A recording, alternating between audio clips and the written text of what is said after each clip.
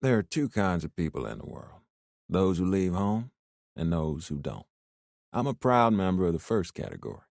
My wife, Celestial, used to say that I'm a country boy at the core, but I never cared for that designation. For one, I'm not from the country per se. Elo, Louisiana is a small town. When you hear country, you think raising crops, baling hay, and milking cows. Never in my life have I picked a single cotton boll, although my daddy did. I have never touched a horse, goat, or pig, nor have I any desire to. Celestial used to laugh, clarifying that she's not saying I'm a farmer, just country. She is from Atlanta, and there was a case to be made that she is country too. But let her tell it, she's a Southern woman, not to be confused with a Southern belle. For some reason, Georgia Peach is all right with her, and is all right with me, so there you have it.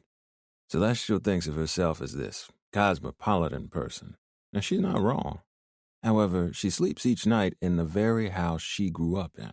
I, on the other hand, departed on the first thing smoking, exactly 71 hours after high school graduation. I would have left sooner, but the trailways didn't stop through Elo every day.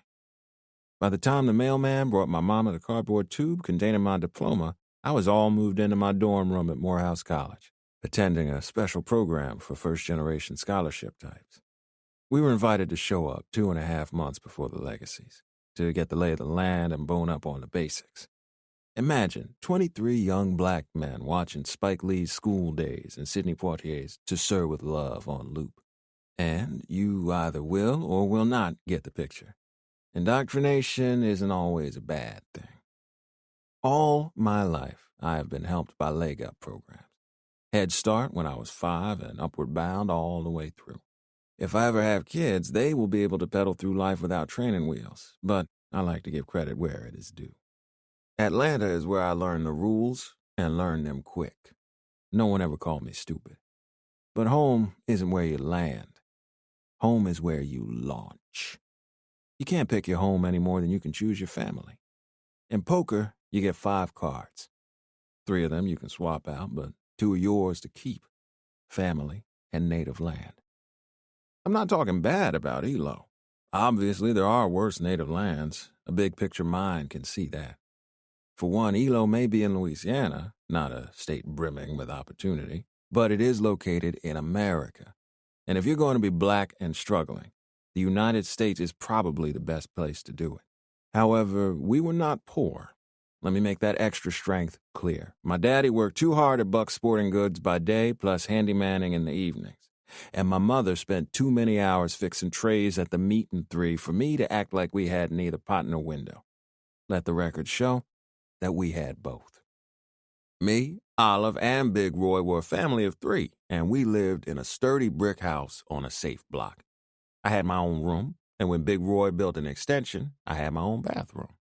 When I outgrew my shoes, I never waited for new ones. While I have received financial aid, my parents did their part to send me to college. Still, the truth is that there was nothing extra. If my childhood were a sandwich, there would be no meat hanging off the bread. We had what we needed and nothing more. And nothing less, my mama would have said, and then wrapped me in one of her lemon drop hugs. When I arrived in Atlanta, I was under the impression that I had my whole life ahead of me. Endless reams of blank paper. And you know what they say, a Morehouse man always has a pen. 10 years later, my life was at its sweet spot. When anybody said, "Where are you from?" I said, "The A," so intimate with the city that I knew her by her nickname. When asked about my family, I talked about Celestial. We were properly married for 1.5 years, and we were happy for that time. At least I was. Maybe we didn't do happy like other people, but we're not your garden variety bourgeois Atlanta Negroes where the husband goes to bed with his laptop under his pillow and the wife dreams about her blue box jewelry. I was young, hungry, and on the come-up. Celestial was an artist, intense and gorgeous. We were like Love Jones, but grown. What can I say? I always had a weakness for shooting star women.